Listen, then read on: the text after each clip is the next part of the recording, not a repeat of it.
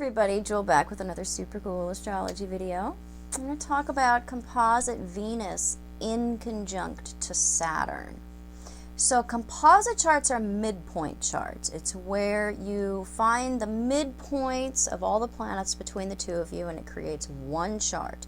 So it's like the natal chart of the relationship itself. So the synastry is the individual ingredients you bring to the bowl. The composite chart is what's baked up from those ingredients. So composite charts by nature cannot be changed. They are what the blending creates. So when we have a Venus inconjunct to Saturn in a composite chart, it's talking about how there's some type of one-sided gratification or turn-taking when it comes to getting our needs or wants fulfilled by each other or by the world.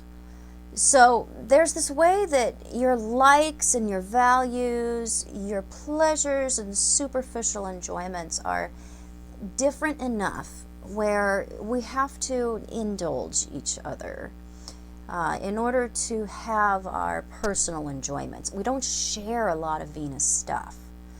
So, hobbies or pleasures, whatever your definition of pleasure, enjoyment, or beauty is, those definitions are going to be very different. And so this can show up as, tagging along when the other wants to do something that you're just not into. And just really allowing each other to have your individual interests that typically don't involve each other. So if it's a relationship that you find that there's already insecurities or jealousies present in, then this aspect can lend extra difficulty to a relationship that's already struggling with those kinds of themes, because the space in which you allow each other to pursue what each other's not interested in is not going to be there. So that lack of space is going to cause more friction, and by trying to allow that space, that's going to put some added insecurities into things. So likely you're not going to have a relationship where one or both people, probably on some level actually both people, are not going to be able to have their superficial pleasures. So, if you're off doing your own thing, then you can't be monitored. And unless you're going along with each other, you're going to have to spend some time doing your own thing apart from each other, because your own thing is not what both of you enjoy. So if this aspect shows up in a basically healthy relationship, this conjunction can be worked with. You're always going to have a lack when it comes to sharing those superficial enjoyments, and may have different sources of pleasure, but you also may have some other really good things going on.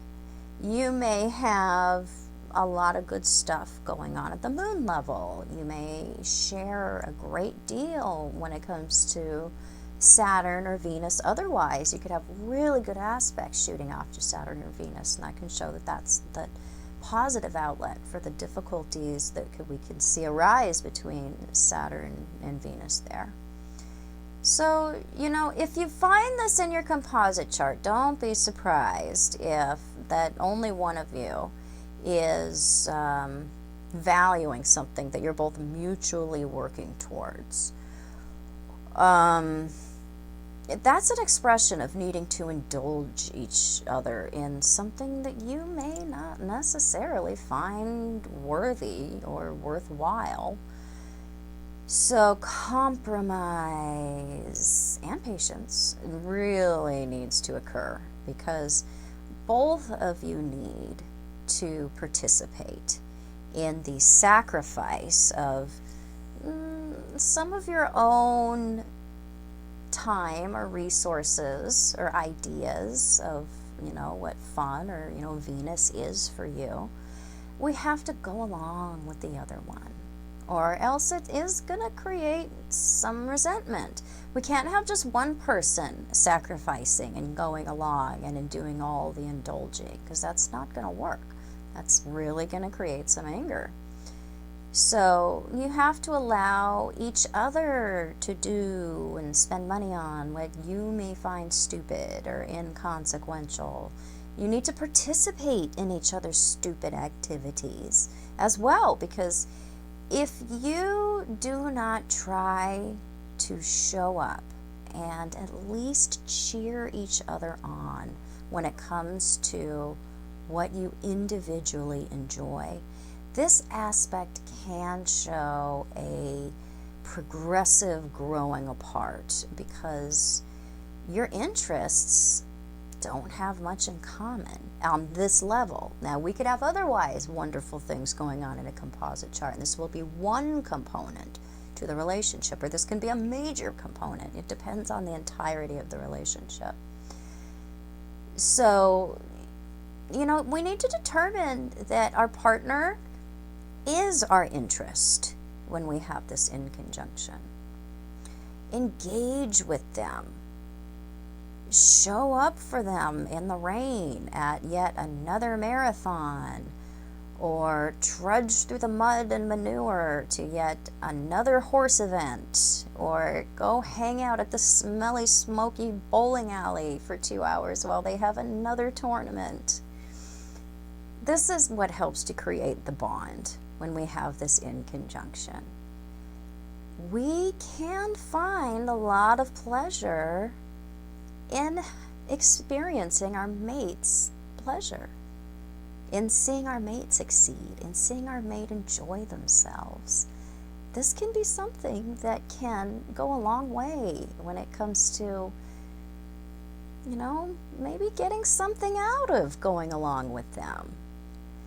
So it's really the lack of knowing each other on that level that comes through having shared experiences. That's what needs to overcome. You can overcome that. It takes a lot of patience and willingness to, again, go along with the other one when it doesn't personally interest us. But in doing that, that's what creates the bond.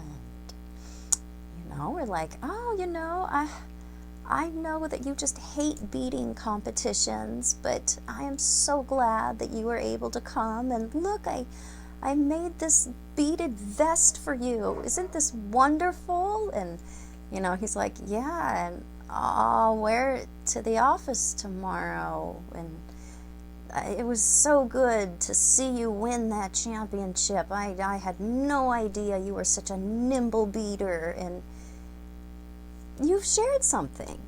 It may not be, that he loves beading, but he loves her, and she loves beading. So we did share something mutual. Our love and tolerance and willingness to share and indulge each other. So I hope this was helpful. If it was, please subscribe to my channel. You can find me on the internet at truthandaspectastrology.com. Facebook and Instagram at Truth and Aspect Astrology, or you should be following me on Facebook because I do the daily astro weather forecasting over there. Instagram as well.